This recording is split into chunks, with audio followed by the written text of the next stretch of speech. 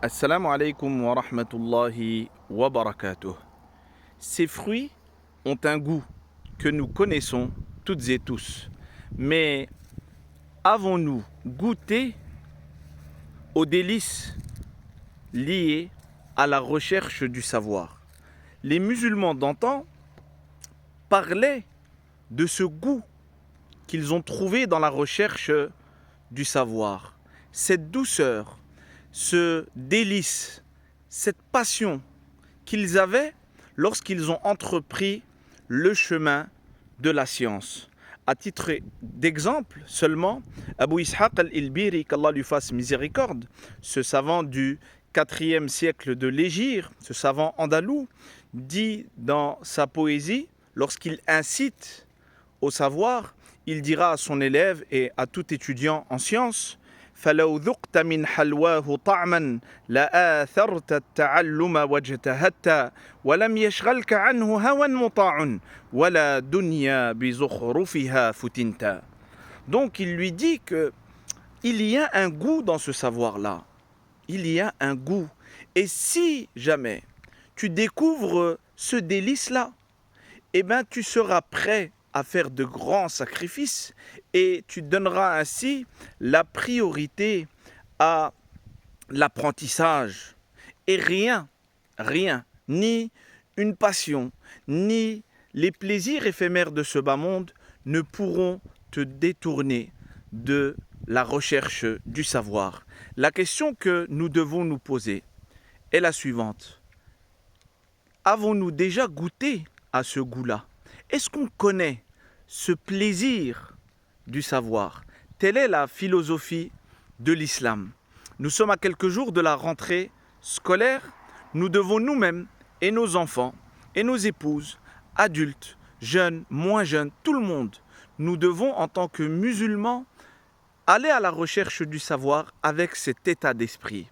Ce n'est pas un fardeau d'aller à l'école, mais c'est un plaisir. Alors, comment nous redonner du goût?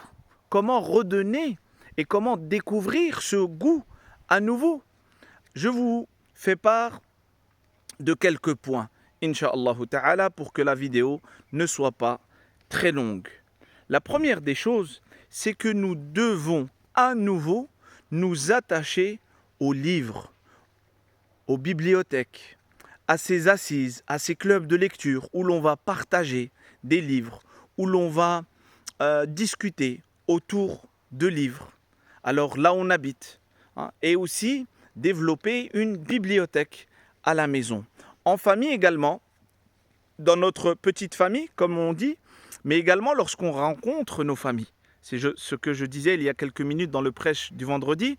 Des fois, l'on part pour rencontrer notre famille. Alors on dit, voilà, je vais aller chez mon frère, chez ma soeur, chez mes parents. Pourquoi? Je vais les voir, fils Abilillah, nous sommes musulmans, donc l'intention est bonne, tout est bon. Et puis, on va s'asseoir. Vu qu'il n'y a rien d'objectif, une fois qu'on va s'asseoir, en buvant le thé, on va commencer à déguster la chair des gens. On va parler sur les gens. On va parler du fils d'un tel. On va parler de la fille d'un tel, sans aucune gêne. Nous sommes partis pour une bonne action et nous, en plein milieu de cette bonne action, nous sommes en train de récolter plein de péchés. Alors, quand on rencontre nos familles, par exemple, si on se rencontre une fois tous les 2 mois, tous les 3 mois, lorsqu'il y a des occasions, on peut, lorsqu'on organise ces rencontres-là, on peut se fixer comme objectif de lire chacun de son côté le même livre ou différents livres et de partager, pour développer un esprit critique. Nous devons également redonner goût à la lecture. Nous devons nous partager des livres, nous offrir des livres.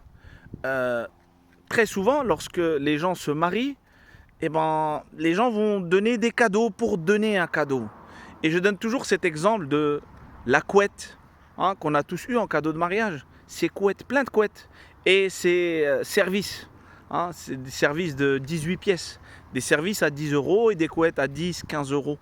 Et le lendemain du mariage, quand tu veux rentrer chez toi avec ton épouse, il y a ta mère qui te dit, voilà, tu dois prendre tous ces cadeaux-là. Mais moi, je ne vais pas ouvrir un restaurant et ce n'est pas la guerre. Je n'ai pas besoin de 15 couvertures. Si seulement, à la place de ces couvertures et de ces services, on s'offrait des livres. À 10 euros, on peut avoir de très beaux livres qui peuvent être utiles aux mariés et qui peuvent être utiles dans toutes les étapes de notre vie. Une dernière chose, Inch'Allah Ta'ala, nos enfants, dès le bas âge, au lieu de leur donner un téléphone entre les mains, ce qui est très nocif lorsqu'ils sont petits, surtout avant 3 ans, comme disent les spécialistes, et également avant 6 ans, au lieu de leur donner un portable pour les calmer, achetons-leur, ou bien allons dans les bibliothèques de nos villes respectives. Prenons l'habitude de partir avec eux à la bibliothèque. Prenons des livres, empruntons des livres et donnez-leur l'habitude d'avoir entre les mains un livre. Avec tout cela, nous devons implorer Allah Azza wa Jal, comme Allah nous l'a enseigné dans le Coran. وَقُلْ رَبِّ زِدْنِي عِلْمًا رَبِّ زِدْنَا عِلْمًا اللهم إنا نسألك علما نافعا ورزقا طيبا وعملا متقبلا اللهم إنا نعوذ بك من علم لا ينفع ومن قلب لا يخشع ومن نفس لا تشبع ومن دعاء لا يسمع. Nous implorons Allah Azza wa Jal qu'il nous accorde, ainsi qu'à vous-même, une science profitable et qu'il nous protège de toute science inutile. Barakallahu fikum, wassalamu alaikum wa rahmatullahi wa barakatuh.